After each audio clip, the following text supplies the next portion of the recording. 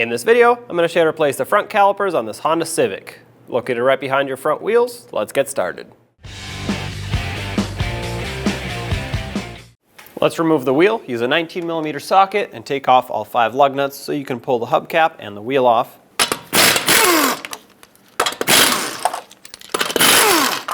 Take this off. If you don't have a hubcap and a steel wheel, it'll just be an aluminum rim. And take the wheel off.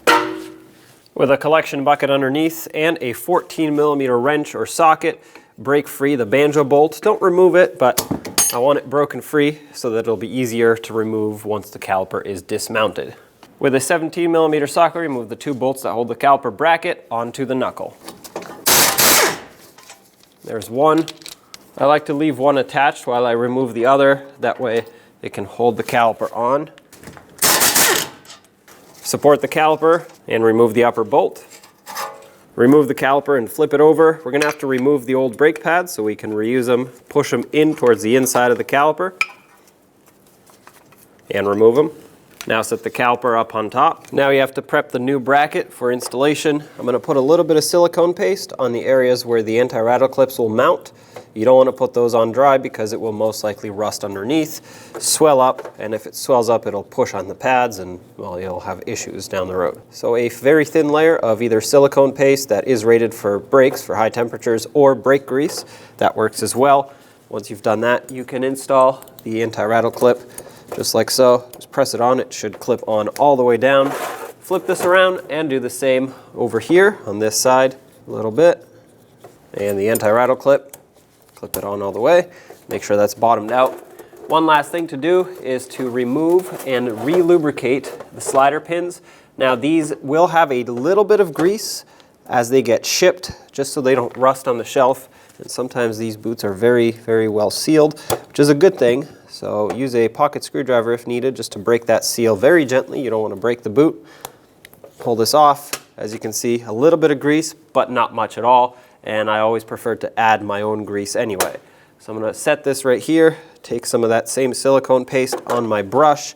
I'll add a little bit inside the boot. That's going to create a reserve of grease in here in the folds of the boot. The rest I'll put on the slider pin. If you put too much on the slider pin, it'll just get wiped off as you insert it, so that's basically going to be useless.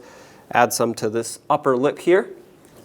Work that grease in, slide the pin through. All the way down. You'll see that there's air stuck in here. To get that out, push the slider pin in and squeeze on the boot. That'll get all the air out. If there's any residual, wipe it off, flip it over, do the same to the other slider pin. Now you want to do these one at a time because usually what happens is one of them will have a rubber boot on it, a sleeve that is, for dampening purposes, as you can see, and you don't want to mix them up. So you want to leave this one in this bore and the other one in the other one. Same thing, I'm going to add some silicone paste to the inside of the slider pin boot and some on the slider pin itself. Slide the pin in, get all the excess air out. And there we go. This bracket is ready to be installed on the vehicle. Take that caliper bracket, slide it over the rotor, line it up with the knuckle, start in the 2 bolts, snug them up. The torque for these 2 is 80 foot-pounds. Put the pads back in. The inner one had the wear indicator up top. The outer one does not have a wear indicator. Put it in at an angle and push it in. They should move around easily. If they don't, something went wrong in the installation of the anti-rattle clips and they're probably not seated all the way. Take the caliper, slide it over the pads and the bracket, and install the 2 bolts that hold it on to the slider pins. These are 12mm in size and the torque is 25 foot-pounds. I'm going to remove the banjo bolt because my torque wrench is going to hit it as I try to torque this, so if you have a shorter torque wrench that might work. Set that aside, we'd have to remove it anyway. Now we can get a little bit more clearance here. That's 25. It's time to remove the banjo bolt off the old caliper. If you can do it with a power tool, that's a lot easier. If you can only do it by hand, that's fine too. You just might need to hold the caliper a little bit tighter. 14mm, break it free and remove it. Have a collection bucket ready because fluid will come out. Remove the bolt. We will not be reusing that. Get the line off the caliper. And let the caliper drain. Inspect the brake hose to make sure it's still in good condition. Mine looks all right, so I'm going to continue. Take the new banjo bolt with a new copper washer, slide that through the hose, then take the other copper washer, put it on the other side just to sandwich it all in between, and put the brake hose on the caliper. Thread this on by hand to make sure it doesn't cross thread. This new banjo bolt is an 11 millimeter. Snug it up. 25 foot-pounds is the torque for this banjo bolt.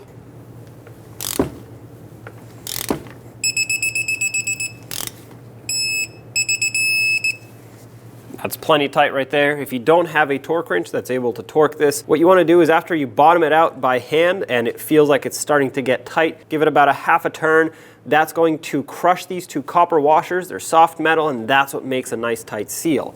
Obviously, we're going to inspect for fluid leakage at the end, and if there is any, you're going to want to address it, but that should take care of it. Remove the bleeder screw cap. Use a 10 millimeter wrench, break this free. We're going to perform a gravity bleed. What that entails is letting gravity pull fluid through the brake hose into the caliper, fill it up, and push the air out through the bleeder screw. Once you get a steady trickle of fluid with no air bubbles, the caliper should be full of fluid and no air should be in it. However, if your brake pedal does not feel good, if it's soft, if it's squishy, if it's not what you expect, then definitely bleed the system. Then definitely perform a manual brake bleed, which you will see at the end of the video how to do. But like I said, in most cases, a gravity bleed will do the trick. This is trickling steadily without any air bubbles. It's nice clean fluid, so I'm going to close this off. All right, bottom it out. Give it a quick snug. These bleeder screws you don't have to make very tight. You can actually easily over tighten them. Wipe off any residual brake fluid. You don't want it to continue dripping and getting all over the wheel and the brake caliper. And now you can reinstall the bleeder screw cap and put the wheel on if you are satisfied with the brake pedal feel. Once again, if not, you would move on to the manual brake bleed at this point. Let's get the wheel back on. If yours had hubcaps, make sure you line up the little cutout with the valve stem when you install the hubcap. Press that on. Put back all 5 of your lug nuts, snug them up in a cross pattern, and also in a cross pattern, torque them to 79 foot-pounds.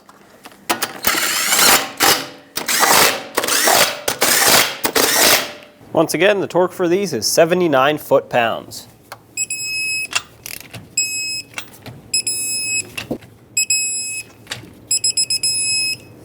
Double check them.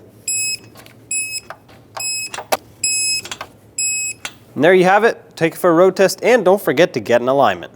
To start the brake bleed, remove the master cylinder cap, which is located on the driver's side of your engine bay. Once you've removed the cap, if you read the text, it'll say at the top right here, .3 brake fluid. That's what this vehicle takes. So you want to make sure you have plenty on hand. And also, if it is dirty, definitely clean off the area around the cap and on the cap before you take this off. Mine was very clean, so I skipped that. There's also a little screen in here. We're going to have to remove that as well in order to get the fluid out. I prefer to extract the old fluid before I start. So take this off and set it aside, and make sure you put it somewhere where brake fluid won't damage any surface. And at this point, you can use a fluid extractor pump. I'm using a vacuum pump. You can use a turkey baster if that's all you have, and just remove as much of the old fluid out of the reservoir as you can. Stick the hose in there, and I have this reservoir that the fluid will collect in as I pull a vacuum on it.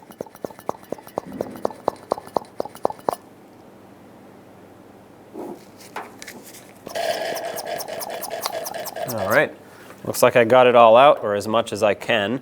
You will never get 100% of it out, but the more you do, the fresher the brake fluid will be as it goes through the lines. Now let's fill up the brake fluid reservoir with .3 brake fluid until it reaches the max line. The full line is this right here below the cap where it locks in. We're right about there, so I'm going to cap this off now. That way no debris or moisture gets in here. And now it's time to bleed the brakes. On this particular vehicle, the bleed sequence is to start at the front left caliper, that's the driver's side, bleed that, then move on to the right front, that's the passenger side front, then top off that master cylinder because it will be a little bit low after this. Then move to the right rear, the passenger side rear that is, and then the last one will be the left rear and bleed that side. Top off the master cylinder after that, and if the pedal does not feel firm or the way you expect it to, bleed again because there's likely more air in the system. But if it feels good, you're good to go. All right, so we're at the front driver's side caliper. I'm going to remove the bleeder screw boot or cover. And I have this collection receptacle with a hose on it that goes right on the bleeder screw that prevents a lot of spillage. And I'm going to have an assistant in the vehicle ready to pump up the brakes, create some pressure, and then they're going to hold pressure on that brake pedal while I open the bleeder screw to let the fluid out. Go ahead and pump.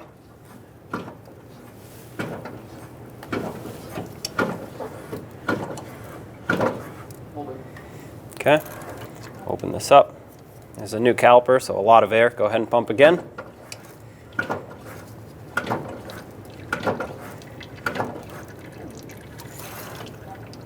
Okay, pump again.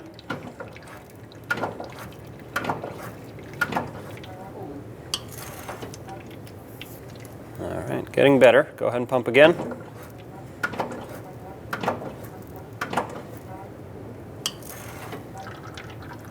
All right, go again. I still see a few air bubbles. You want to do this until you have no more air bubbles coming through this hose or out the bleeder screw.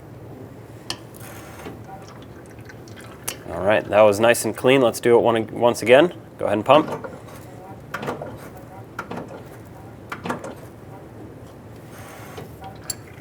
Another clean bleed. One last time just for safety.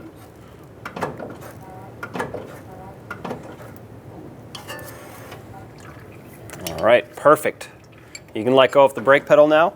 I had several clean bleeds in a row, no air bubbles, no aerated fluid or anything like that. So I'm going to remove my hose and wipe this off. If there was any spillage, go ahead and clean it up with brake parts cleaner. You want to make sure that no brake fluid stays on the caliper, not only so that it doesn't get messy, but also you don't want to confuse it for a potential leak. Cover this back up. Hopefully you still have the cover. This prevents it from getting clogged up. And now you would move to the right front. That's the passenger side front caliper, and do the same exact thing over there.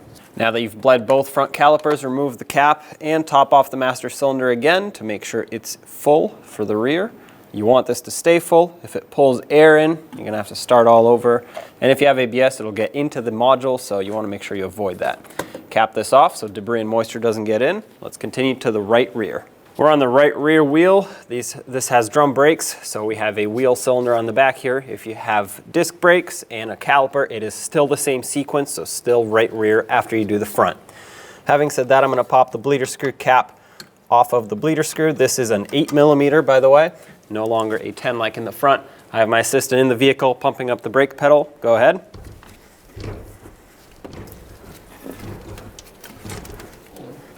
All right, they're holding pressure. I'm going to put my hose on here, and with my 8mm wrench, I'm going to crack this free. All right, pedal hit the floor, so I'm going to close it up. Go ahead and pump again.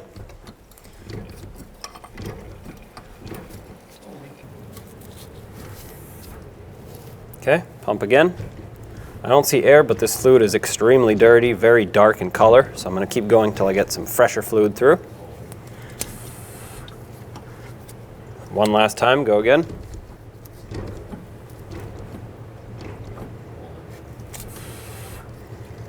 That is much cleaner. You can let go of the brake pedal now. I'm going to remove my hose, the collection bucket, and I did spill some fluid here, so I'm going to wipe everything down with a rag and spray brake parts cleaner on this to clean everything off.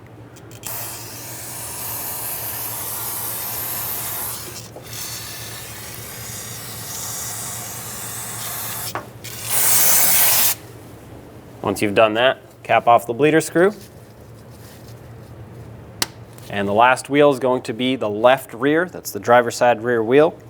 Now after you're done bleeding the whole vehicle, remove the cap off the master cylinder and put more brake fluid in all the way up to the max line to make sure that's topped off.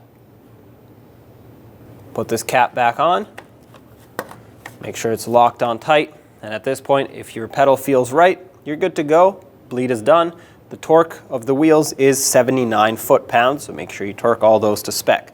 If you are unhappy with how the brake pedal feels, repeat the same sequence until there's no air left in the system and the pedal feels nice and firm with the engine off. At that point, you would take it for a road test and confirm.